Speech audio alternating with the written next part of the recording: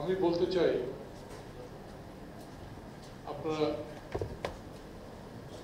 আমি 5 মিনিটের কম সময় দেব। এখানে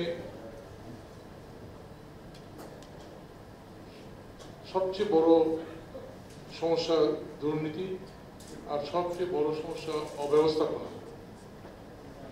দেশে চলছে, আগেও চলেছে, এখনো চলছে আমলা গণতান্ত্রিক সরকার। আমলারা রাজনীতিবিদদের দোষারোপ করে, যেমন আপনারা এখানে করলেন, আর রাজনীতিকরা আমলাদের দোষারোপ করে। রাজনীতি আমলাতন্ত্র অবশ্য মজিদ ভাই ছাড়া। তো এই দুটি শক্তি দেশটাকে তছনছ করে দেবে। দেশের ভবিষ্যৎ নিয়ে নতুন নেতৃত্ব যারা আসছে তাদের মতো তারা ভাববেন।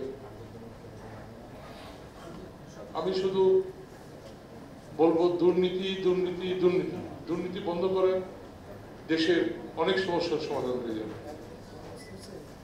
এখন আমলা দোষারোপ করবে রাজনীতিককে, রাজনীতিক দোষারোপ করবে আমলাকে।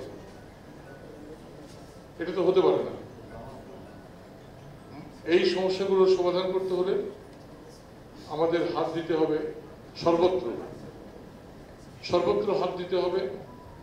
এবং প্রথম নেতৃত্ব দেশে বের হয়ে আসতে হবে একটা সঠিক, আদর্শবাদী, নীতিবান, ভালো নেতৃত্ব।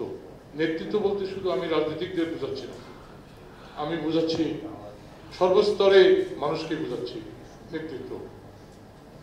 এই নেতৃত্ব যদি আগামী দিন বাংলাদেশের নেতৃত্ব করে এবং আগামী দিন বাংলাদেশকে পরিচ্ছন্ন একটা নেতৃত্ব উপহার দিতে পারে, রাজনীতি উপহার দিতে পারে এবং প্রশাসন কাঠামো উপহার দিতে পারে, তাহলে বাংলাদেশের ভবিষ্যৎ দেখতে পাবো।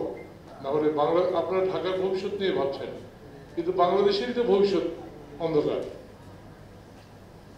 এখন প্রতিষ্ঠিত হয়েছে, আগে দেখলাম আমলা গণতান্ত্রিক সরকার, এখন প্রতিষ্ঠিত হয়েছে আমলা এনজিও সরকার। এখন সব এনজিও আমলা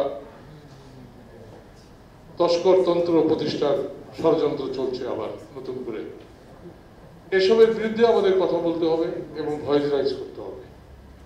আমি এই বলে আমার বক্তব্য শেষ করলাম। আল্লাহ হাফিজ। ধন্যবাদ আলমগীর কবির।